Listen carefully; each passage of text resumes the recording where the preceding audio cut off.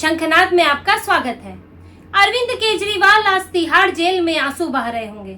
उन्होंने माथा पकड़ लिया होगा और सोच रहे होंगे कि उनके सारे पापों की सजा क्या उन्हें एक साथ अभी ही मिलनी है, कि चारों तरफ से उनके लिए बुरी खबरें आ रही हैं। कहीं उनके जो सहयोगी है उन्हें बेल नहीं मिल पाती, विभव कुमार, कभी अरविंद केजरीवाल को बेल नहीं मिल पाती, और कभी दिल्ली में जो उनकी सरकार ने लापरवाही की है वो निकलकर सामने आती है। चाहे कोचिंग सेंटर में बच्चों की मौत हो, अस्पतालों में हो रही मौत है, या फिर अस्पतालों में लगने वाली आग है, तो दिल्ली में उनके लिए उनकी जो कमियां रही, जो लापरवाही रही, अब वो निकल कर आ रही है। और अब तो सुप्रीम कोर्ट के एक फैसले ने अरविंद केजरीवाल की बेचैनी को चरम पर पहुंचा दिया है। अब उन्हें लग रहा है कि एमसीडी में जो उनकी जीत हुई थी उस जीत के कोई मायने नहीं रहे, और अब वो जीत तो हार के बराबर हो गई है, क्योंकि सुप्रीम कोर्ट ने उपराज्यपाल के पक्ष में फैसला सुनाया है।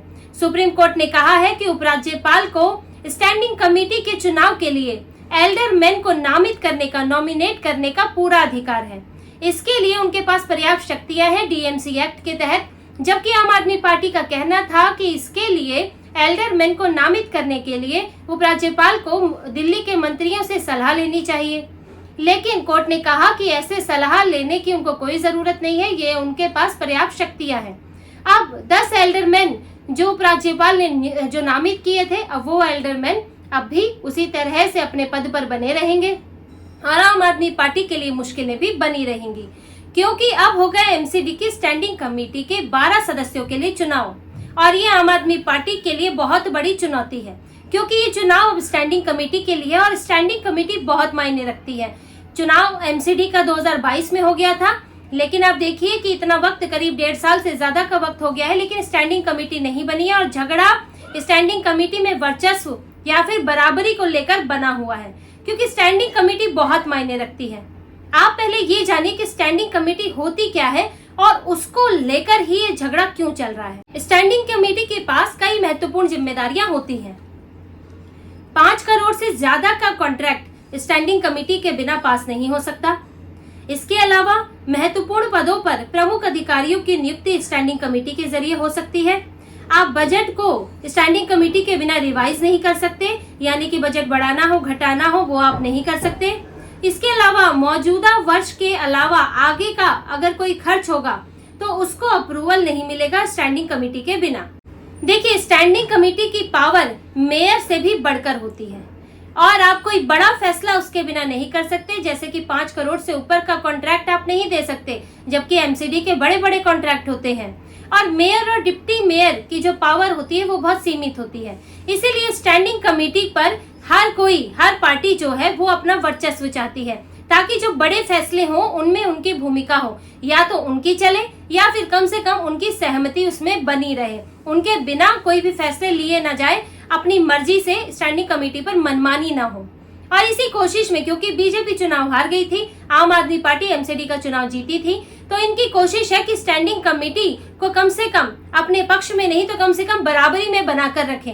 और इसमें बीजेपी स्टैंडिंग कमेटी में बढ़त बनाती तो दिख ही रही थी, लेकिन अगर कहीं कुछ गड़बड़ होती भी तो कम से कम बराबरी की स्थिति में बीजेपी आराम से पहुंच सकती थी। इस तरह की स्थितियां पिछले साल के चुनाव तक बनी हुई थी, और इसी कारण आम आदमी पार्टी परेशान थी, क्योंकि स्टैंडिंग कमेटी के चुनाव के लिए आप इसका तरीका समझिए, और इसी में ही सारा समीकरण इस चुनाव में ही है, और इसी का ही झगड़ा है। स्टैंडिंग कमेटी में 18 सदस्य होते हैं, और इसमें से 6 सदस्य एमसीडी के हाउस द्वारा चुने जाते हैं। एमसीडी सदन चुनता है, 6 सदस्यों को वोटिंग होती है, और 12 सदस्य चुने जाते हैं जो एमसीडी के 12 जोन है।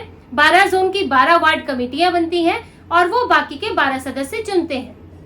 अब एमसीडी हाउस पहले ही 6 सदस्य चुन चुका है, यानी कि 6 का चुनाव हो चुका है, जिनमें से 3 बीजेपी के हैं, 3 आम आदमी पार्टी के हैं। और उस चुनाव में भी बड़ा झगड़ा हुआ था, क्योंकि ये चुनाव जो होता है वो प्रेफरेंशियल वोटिंग के हिसाब से होता है, और एक उम्मीदवार को जीतने के लिए 36 वोट की जरूरत होती है।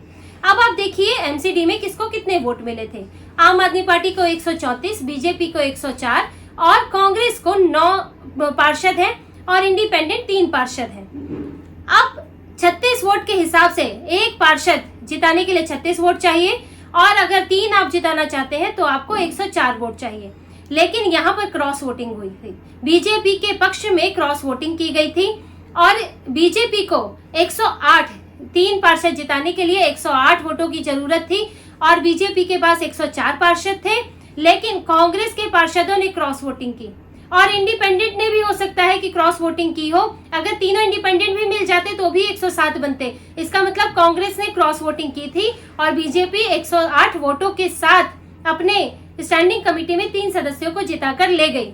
और आम आदमी पार्टी ने जबकि 4 सदस्य उतारे थे और आम आदमी पार्टी के पास 134 पार्षद है, उसको 4 जिताने के लिए 10 और की जरूरत थी, 146 की, लेकिन वो 10 पार्षद नहीं जुटा पाई। कांग्रेस के पार्षदों ने आम आदमी पार्टी का साथ नहीं दिया और क्रॉस वोटिंग हुई और बीजेपी वहां 3 जिता ले गई, 3-3 की बराबरी हो गई।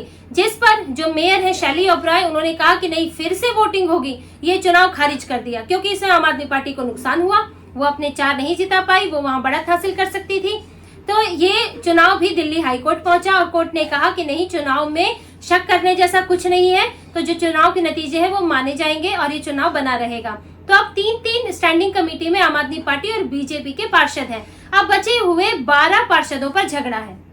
अब इन 12 पार्षदों की लड़ाई है और ये 12 पार्षद चुने जाएंगे। जैसे कि मैंने आपको बताया था कि 12 जोन है एमसीडी के, 12 जोन 12 वार्ड कमेटियां बनाते हैं और ये 12 वार्ड कमेटियां अपनी तरफ से एक-एक मेंबर को चुनती हैं। अब 12 वार्ड कमेटियों में आपके पास बहुमत होना चाहिए, तभी आप वहां से अपना एक सदस्य चुनकर स्टैंडिंग कमेटी में भेज सकते हैं। अब यहाँ पर एल्डरमैन की बड़ी भूमिका होती है क्योंकि बीजेपी के पास उतने पार्षद नहीं है, इस बार 104 पार्षद ही है, तो जो वार्ड कमेटी है उसमें बीजेपी उतनी संख्या उसके पास नहीं है कि वो बराबरी कर सके। तो ऐसे में एल्डरमैन की नियुक्ति करके, जो एल्डरमैन उपराज्यपाल नियुक्त करते हैं, उनके पास ये अधिकार होता है कि वो किसे नामित करें और उस व्यक्ति को उसकी जानकारी भी होनी चाहिए, एमसीडी की अपने फील्ड की जानकारी होनी चाहिए और एल्डरमैन जो है वो सदस्य भी हो सकता है कमेटी का और उसके लिए वो वोटिंग भी कर सकता है। दोनों अधिकार होते हैं एल्डरमैन के पास। 10 एल्डरमैन नियुक्त नामित किए थे इस बार एलजी ने। तो अब उससे हुआ क्या कि जो 12 जोन थे उसमें 12 में से 6 जोन में बीजेपी को बढ़त हासिल है। अब ये 6 जोन कौन से हैं? Narela, Civil Lines, Keshavpuram, Najafgarh, Shahdara south, Shahdara north. इसके अलावा आम आदमी पार्टी को 5 जोन में बढ़त हासिल है, 6, 5, 11। तो अब एक 12वां जोन बचा जो कि है सेंट्रल जोन। अब इसमें आम आदमी पार्टी के पास थोड़ा ज्यादा उनके पास पार्षद है, जिससे कि बीजेपी के लिए वहां मुकाबला करना मुश्किल है। अब सेंट्रल जोन में आम आदमी पार्टी के पास 13 पार्षद है, कांग्रेस के पास 2 पार्षद है, बीजेपी के पास 10 पार्षद है, जिनमें अगर वहां से 2 एल्डरमैन भी नामित किए गए हैं तो बीजेपी के पास कुल मिला के 12 पार्षद हो जाते हैं।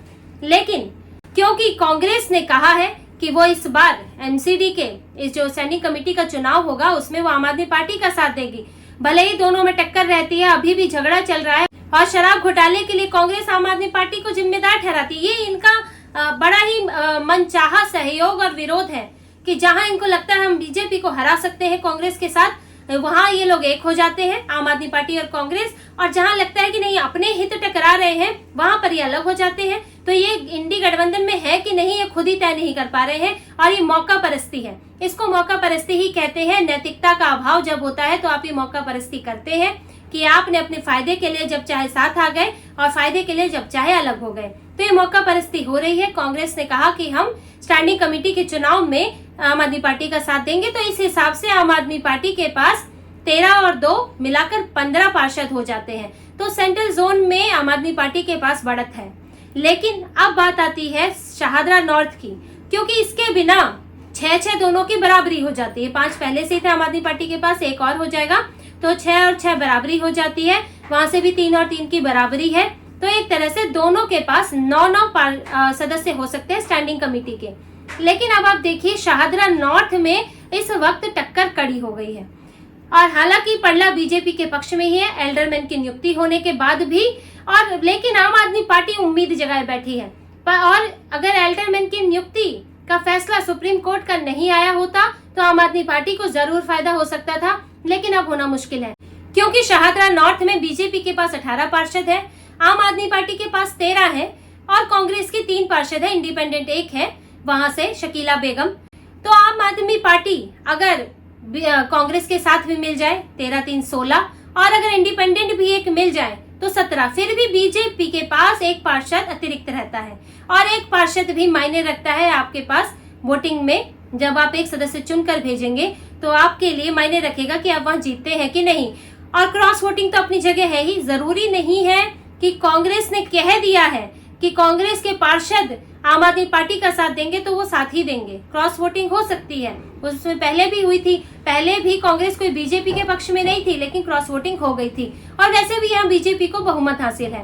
तो बीजेपी शाहदरा नॉर्थ में 18 पार्षदों के साथ यहाँ पर बढ़त हासिल रखती है। तो देखिए 6-6 की बराबरी हो गई। तो देखिए आम आदमी पार्टी की परेशानी यही है कि वो एल्डरमैन की वजह से स्टैंडिंग कमेटी में बहुमत हासिल नहीं कर पा रही है और बराबरी की स्थिति हो गई है। 6 बीजेपी के पास है और कांग्रेस का सपोर्ट मिलके भी वो एक हासिल नहीं कर सकती आम आदमी पार्टी, और 6 आम आदमी पार्टी के पास है। हालांकि सेंट्रल जोन में अब भी अगर क्रॉस वोटिंग हो गई तो वहां भी बीजेपी जीत सकती है क्योंकि सिर्फ 3 का अंतर है।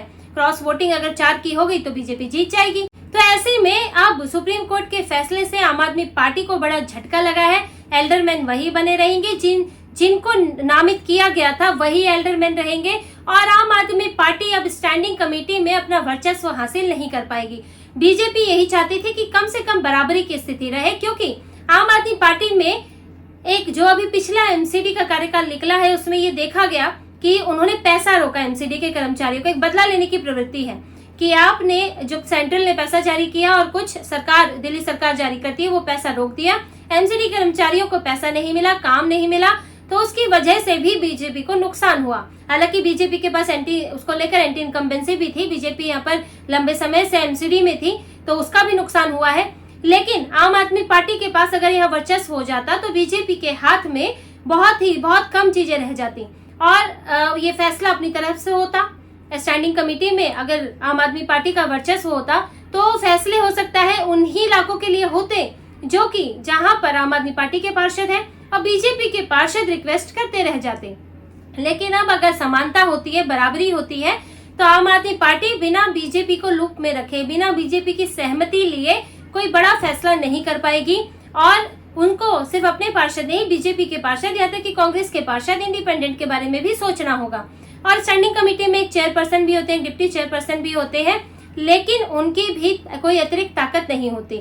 यहाँ पर वोटिंग के हिसाब से फैसला होता है कि अगर जो 18 सदस्य हैं टोटल, एक जो एमसीडी हाउस से 6 आए हैं और 12 जो जोन से आए हैं, उनमें से वोटिंग होती है। अगर कोई फैसला लेना है, अगर 10 सदस्य एक तरफ है, 8 सदस्य एक तरफ है, तो जो वो फैसला 10 ने जिसके पक्ष में फैसला दिया है वो जाएगा। तो सिर्फ बहुमत के आधार पर फैसला होता है और इसीलिए अब बराबरी का मामला होने वाला है। आम आदमी पार्टी इसीलिए इस वक्त बिदकी हुई है और बयान दे रही है कि नहीं, ये तो लोकतंत्र पर खतरा है, ये तो फेडरल स्ट्रक्चर पर खतरा है और ये तो मनमानी है। लेकिन ये पहली बार नहीं हो रहा है, ये सोचने वाली बात है। हमेशा से एल्डरमैन की नियुक्ति उपराज्यपाल ही करते हैं, कांग्रेस के समय पर भी किया करते थे, लेकिन आम आदमी पार्टी नियम कानून जानते हुए भी इन्होंने कोर्ट में इसको चुनौती दी और 1.5 साल से ज्यादा होने के बावजूद स्टैंडिंग कमेटी नहीं बनी है और फैसले नहीं हो रहे हैं। और ये इसकी व्यवस्था के कारण दिख रहा है, ड्रेनेज सिस्टम भरा हुआ है और दिल्ली में स्कूलों में बच्चों को सुविधाएं नहीं मिल रही है, उनके लिए जो स्कूल के ड्रेस के पैसे जाते हैं वो तक नहीं मिल पा रहे क्योंकि स्टैंडिंग कमेटी नहीं बनी है। स्टैंडिंग कमेटी कॉन्ट्रैक्ट जारी करेगी, पैसा जारी करेगी, फैसला होगा तब तो आगे कुछ होगा।